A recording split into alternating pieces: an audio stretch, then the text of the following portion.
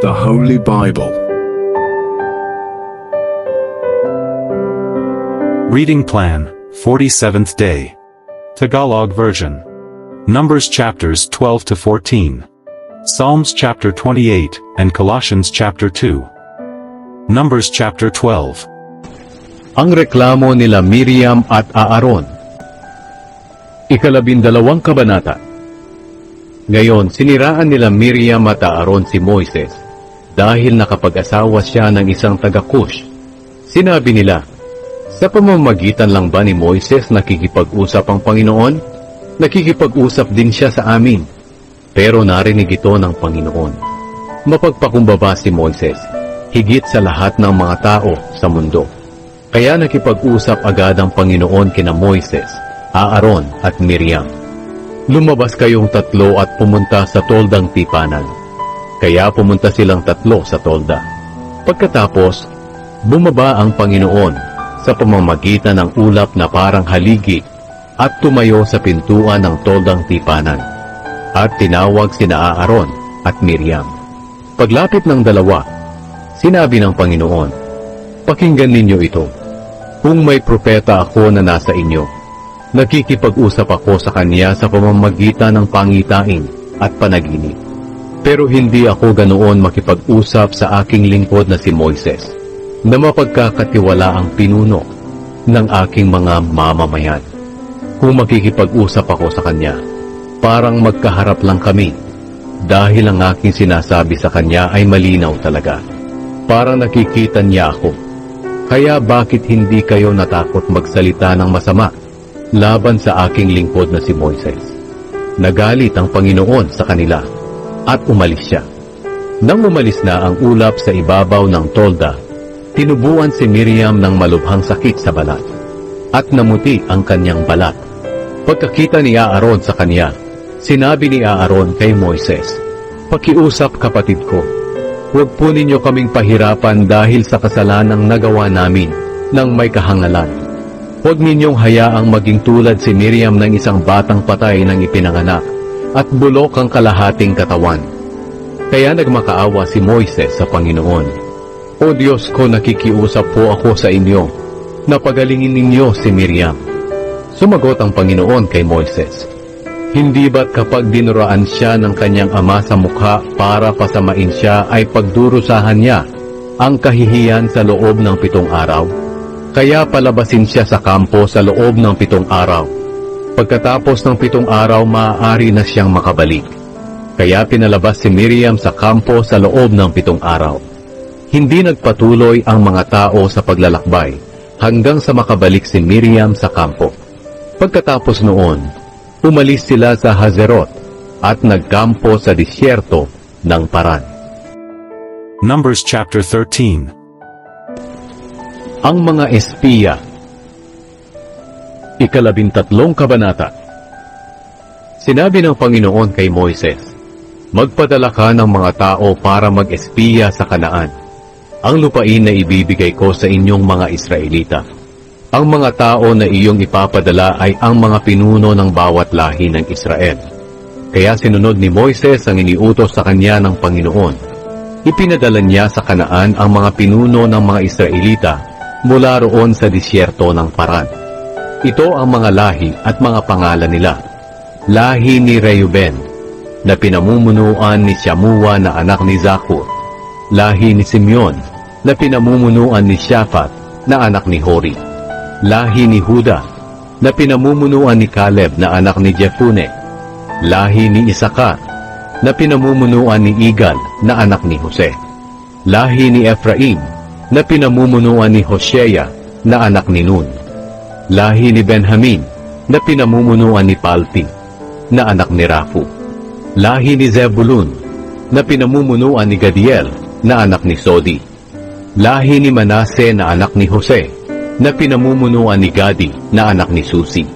Lahi ni Dan, na pinamumunuan ni Amiel na anak ni Gemali. Lahi ni Asher, na pinamumunuan ni Seteyur na anak ni Mikael. Lahi ni Naphtali, na pinamumunuan ni Nabi na anak ni Vophsi. Lahi ni Gad, na pinamumunuan ni Geuel na anak ni Maki. Sila ang mga tao na ipinadala ni Moises para mag-espiya sa Kanaan. Pinalitan ni Moises ng Josue ang pangalan ni Hosea na anak ni Nun. Bago sila pinaalis ni Moises para mag-espiya sa Kanaan, sinabi ni Moises sa kanila, "Maglakad kayo pahilaga at pumunta sa timog ng Kanaan at dumiretso sa kabundukan. Tingnan ninyo kung ano ang itsura ng lupain at kung malakas ba o mahina ang mga tao roon at kung marami sila o kaunti lang. Tingnan ninyo kung anong klase ng lupain ang kanilang tinitirhan, kung mabuti o hindi. Tingnan ninyo ang kanilang bayan, kung napapalibutan ng pader o hindi. Tingnan din ninyo kung masagana ang lupa o hindi, at kung may mga puno o wala. At pagsikapan ninyo makapagdala ng prutas sa inyong pagbalik." Panahon noon ng paghinog ng ubas. Kaya naglakad sila at tinanaw nila ang lupain mula sa ilang ng Zin hanggang sa Rehob, malapit sa Lebo Hamat. Nagumpisa sila sa Negev hanggang sa nakarating sila sa Hebron, kung saan nakatira sina Ahiman, Sheshai at Talmai, na mga angkan ni Anak. Itinayo ang Hebron 7 taon bago itinayo ang Zoan sa Ehipto. Pagdating nila sa lambak ng Eshcol, pumutol sila ng isang kumpol ng ubas. Masyadong mabigat ito, kaya itinali nila ito sa isang tukod at magkatulong na binuhat ng 2 tao. Nagdala rin sila ng mga prutas na pomegranata at igos. Tinatawag ang lugar na iyon na lambak ng Eshcol dahil sa kumpol ng ubas na pinutol ng mga Israelita. Pagkatapos ng 40 araw na pag-espiya sa lupain, bumalik sila kina Moises, Aaron at sa buong mamamayan ng Israel sa Kadesh, doon sa disyerto ng Paran. Sinabi nila sa buong kapulungan ang kanilang nakita, at ipinakita nila ang kanilang dalang mga prutas. Sinabi nila kay Moises, "Pumunta kami sa lugar na pinapuntahan mo sa amin. Maganda at masaganang lupain iyon. Sa katunayan, heto ang mga prutas. Pero makapangyarihan ang mga taong nakatira roon. At malalaki ang kanilang mga lungsod, at napapalibutan ng mga pader. Nakita pa namin ang mga angkan ni Anak. Nakatira ang mga Amalekita sa Negev, ang mga Heteo, Jebuseo at mga Amoreo sa kabundukan, at ang mga Kananeo naman ay nakatira malapit sa dagat at sa tabi ng ilog ng Hordan." Pinakalma ni Caleb ang mga tao sa harapan ni Moises at sinabi niya, "Lalakad tayo at sasakupin natin ang lupain dahil nasisiguro kong maaagaw natin ito." Pero sinabi ng mga tao na sumama kay Caleb para mag-espiya, "Hindi natin makakaya ang pagsalakay sa kanila dahil mas malakas sila sa atin." At ipinalaganap nila sa mga Israelita ang masamang balita tungkol sa lupain na kanilang tiningnan. Ito ang kanilang sinabi, "Hindi maganda ang lupaing nakita namin doon. At hindi lang iyan, malalaki ang mga taong nakita namin doon, sobrang tangkad. May nakita pa kaming mga higante na mga angkan ni Anak. Parang mga tipaklong lang ang tingin namin sa aming mga sarili kung ikukumpara sa kanila. At ganyan din ang kanilang tingin sa amin." Numbers chapter 14. Nagrebelde ang mga Israelita. 14 na kabanata. Nang gabing iyon, humagulgol ang lahat ng mamamayan. Nagreklamo sila kina Moises at Aaron. Sinabi nila, "Mabuti pang namatay na lang tayo sa Ehipto o rito sa disyerto. Bakit pa ba tayo dadalhin ng Panginoon sa lupaing iyon? Para lang ba mamatay tayo sa labanan at bihagi ng ating mga asawa at anak? Mabuti pa sigurong bumalik na lang tayo sa Ehipto." At nag-usap-usap sila. Pumili tayo ng pinuno at bumalik sa Ehipto. Pagkatapos nagpatira pa sina Moises at Aaron sa harapan ng lahat ng mamamayan ng Israel na nagkakatipon doon. Pinunit ni Josue na anak ni Nun at ni Caleb na anak ni Jephunneh ang kanilang mga damit sa kalungkutan. Ang dalawang ito ay kasama sa pag-espiya sa lupain. Sinabi nila sa mga mamamayan ng Israel, "Napakabuti ng lupaing aming pinuntahan. Kung nalulugod ang Panginoon sa atin, gagabayan niya tayo papunta sa lupang iyon, ang maganda at masaganang lupain, at ibibigay niya ito sa atin. Huwag lang kayong magre-rebelde sa Panginoon. At huwag kayong matatakot sa mga tao roon, dahil matatalo natin sila. Walang tutulong sa kanila, pero ang Panginoon ang tutulong sa atin. Kaya huwag kayong matakot sa kanila. Babatuhin sana sila ng buong kapulungan, pero biglang nagpakita sa kanila ang makapangyarihang presensya ng Panginoon sa ibabaw ng toldang tipanan. Sinabi ng Panginoon kay Moises, "Hanggang kailan pa ba ako itatakwil ng mga taong ito? Hanggang kailan pa ba sila hindi maniniwala sa akin? Sa kabila ng lahat ng himalang ginawa ko sa kanila, padadalhan ko sila ng salot at papatayin ko sila. Pero gagawin kitang isang bansa na mas makapangyarihan at matatag kaysa sa kanila." Sinabi ni Moises sa Panginoon, "Ano na lang po ang sasabihin ng mga Ehipsyo kung mababalitaan nila ito? Hindi ba't nalalaman nila na kinuha ninyo ang mga Israelita sa kanila sa pamamagitan ng inyong kapangyarihan? Kapag pinatay po ninyo ang inyong mamamayan, sasabihin nila ito sa mga naninirahan sa Kanaan, 'Narinig ng mga Kananeo na kayo, Panginoon, ay sumasama sa mga Israelita at nagpapakita sa kanila sa pamamagitan ng ulap na gumagabay sa kanila. Pinangungunahan niyo sila kapag gabi sa pamamagitan ng apoy na parang haligi, at kapag araw sa pamamagitan ng ulap na parang haligi rin.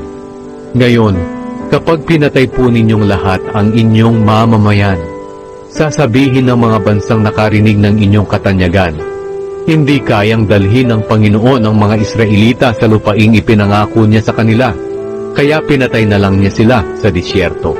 Kaya ngayon, O Panginoon, sana po ay ipakita ninyo ang inyong kapangyarihan, ayon sa inyong sinabi na mapagmahal kayo, at hindi madaling magalit, at mapagpatawad sa mga kasalanan ng tao. Pero pinarurusahan po ninyo ang mga nagkakasala, hanggang sa ikatlo at ikaapat na henerasyon. Ayon sa inyong dakilang pagmamahal, patawarin po ninyo ang mga kasalanan ng mga taong ito, gaya ng pagpapatawad ninyo sa kanila mula nang lumabas sila sa Ehipto." Sumagot ang Panginoon, "Patatawarin ko sila ayon sa iyong hiniling. Ngunit sumusumpa ako, ang Panginoong nabubuhay, habang ang buong mundo ay napupuno ng aking dakilang presensya. Walang sino man sa kanila ang makakapasok sa lupaing ipinangako ko sa kanilang mga ninuno. Dahil kahit nakita nila ang aking makapangyarihang presensya at ang mga himala na ginawa ko sa Ehipto at sa disyerto, palagi pa rin nila akong sinusubok at hindi sila sumusunod sa akin. Kaya hindi makakapasok sa lupaing iyon ang mga nagtatakwil sa akin. Ngunit papapasukin ko sa lupain na kanyang tiningnan si Caleb na aking lingkod, dahil iba ang kanyang pag-uugali sa iba at sumusunod siya sa akin ng buong puso niya. Maninirahan ang kanyang mga angkan sa lupaing iyon. Huwag muna kayong dumiretso dahil may mga Kananeo at mga Amalekita na naninirahan sa mga lambak, kundi magbalik kayo bukas sa disyerto, sa daang papunta sa dagat na pula." Sinabi ng Panginoon kina Moises at Aaron, "Hanggang kailan pa ba ang pagrereklamo sa akin ng masasamang mamamayan ito? Narinig ko ang mga reklamo ng mga Israelita, kaya sabihin mo ito sa kanila, ako ang Panginoon na buhay, ay sumusumpa na gagawin ko sa inyo ang inyong hinihiling.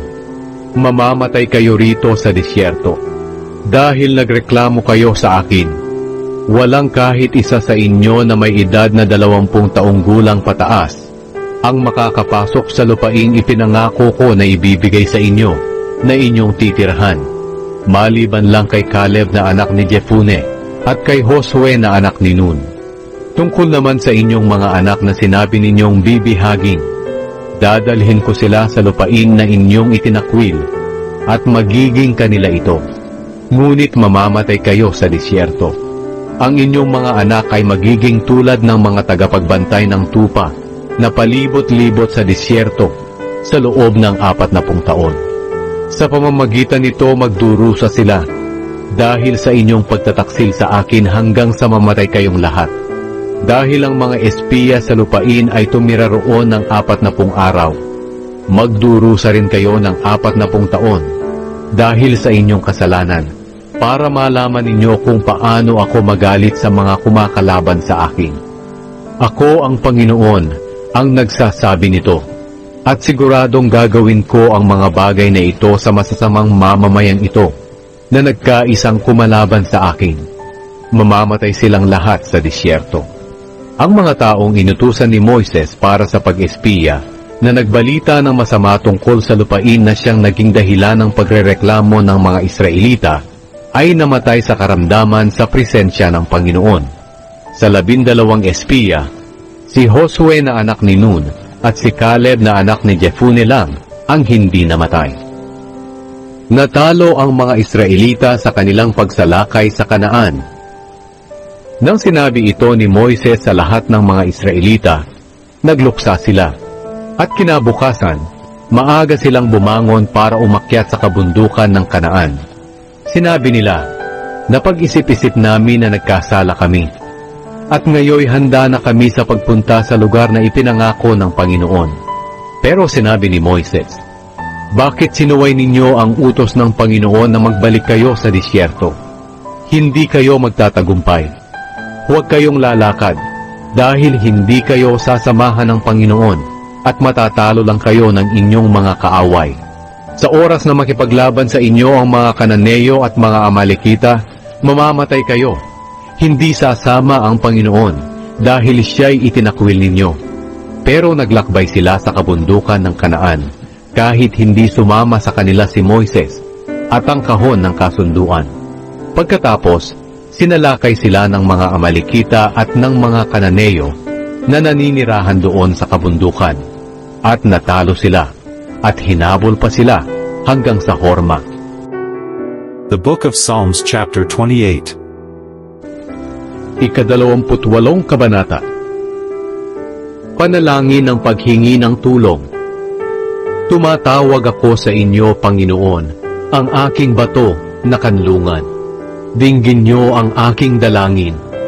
Dahil kung hindi, matutulad ako sa mga patay na nasa libingan. Pakinggan niyo ang aking pagsusumamo. Humingi ako sa inyo ng tulong. Habang itinataas ang aking mga kamay sa harap ng inyong banal na templo. Huwag niyo akong parusahan kasama ng masasama. Nagkukunwari silang mga kaibigan, pero ang plano pala'y pawang kasamaan. Gantihan niyo sila ayon sa kanilang mga gawa. Parusahan niyo sila ayon sa masama nilang gawa. Binaliwala nila ang inyong mga gawa. Gaya ng lumang gusali, gibain niyo sila at huwag nang itayong muli. Purihin kayo, Panginoon, dahil pinakinggan niyo ang aking pagsusumamo. Kayo ang nagpapalakas at nag-iingat sa akin. Nagtitiwala ako sa inyo ng buong puso. Tinutulungan niyo ako, kaya nagagalak ako at umaawit ng pasasalamat. Kayo, Panginoon, ang kalakasan ng inyong mga mamamayan. Iniingatan niyo ang inyong haring hinirang. Iligtas niyo po at pagpalain ang mga mamamayang pag-aari ninyo. Katulad ng isang pastol, bantayan niyo sila at kalungin magpakailanman. The Book of Colossians chapter 2. Ikalawang kabanata. Nais kong malaman niyo kung gaano kalaki ang paghihirap ko para sa inyo. Ganoon din sa mga nasa Laodicea at sa lahat ng hindi pa nakakakilala sa akin ng personal. Ginagawa ko ito para palakasin ang loob ninyong lahat at pag-isahin kayo sa pag-ibig. Sa ganoon, malalaman at mauunawaan niyo ng lubos ang lihim na plano ng Diyos tungkol kay Kristo. Si Kristo ang pinagmumulan ng lahat ng karunungan at kaalaman. Sinasabi ko sa inyo ang mga bagay na ito para hindi kayo malinlang ninuman sa pamamagitan ng magagaling nilang pangangatwiran.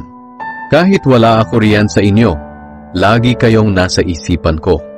At masaya ako dahil maayos ang pamumuhay niyo at matatag ang inyong pananampalataya kay Kristo. Si Kristo ang dapat nating sundin. Dahil tinanggap nyo na si Kristo Jesus bilang Panginoon, mamuhay kayo ng karapat-dapat sa Kanya. Patuloy kayong lumago at tumibay sa Kanya. Magpakatatag kayo sa pananampalatayang itinuro sa inyo at maging mapagpasalamat din kayo. Mag-ingat kayo nang hindi kayo madala ng walang kabuluhan at mapandayang filosofiya. Mga tradisyon lang ito at mga pamamaraan ng mundo at hindi mula kay Kristo. Kaya huwag kayong padadala. Dahil ang kapuspusan ng Diyos ay nananahan sa katawan ni Kristo at naging ganap kayo sa pakikipag-isa niyo sa Kanya, na siyang Pangulo ng lahat ng espiritong namumuno at may kapangyarihan. Dahil sa pakikipag-isa niyo kay Kristo, tinuli na kayo.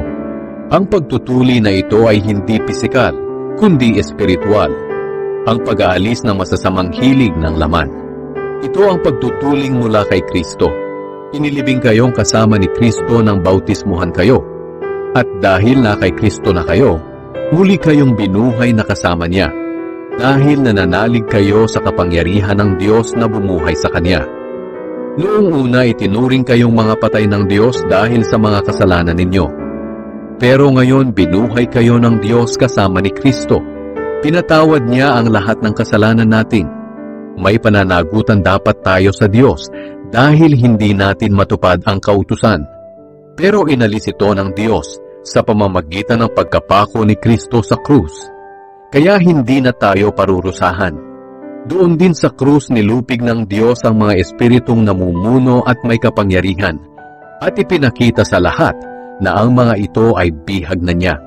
Kaya nga huwag na kayong padadala sa mga tao na nagsasabi sa inyo kung ano ang hindi dapat kainin o inumin o kung ano ang dapat gawin tuwing kapistahan, pista ng pagsisimula ng buwan o araw ng pamamahinga. Anino lang ang mga ito nang inaasahan noon na darating. At si Kristo ang katuparan nito. Huwag kayong padadaya sa mga taong humihikayat na kailangan ninyong pagkaitan ng sarili nyo at sambahin ng mga anghel. Pinaninindigan nila ang mga ito dahil sa mga pangitain nila na pagyayabang lang, walang kabuluhan, at gawa-gawa lang ng makamundo nilang pag-iisip. Wala silang kaugnayan kay Kristo na siyang ulo natin.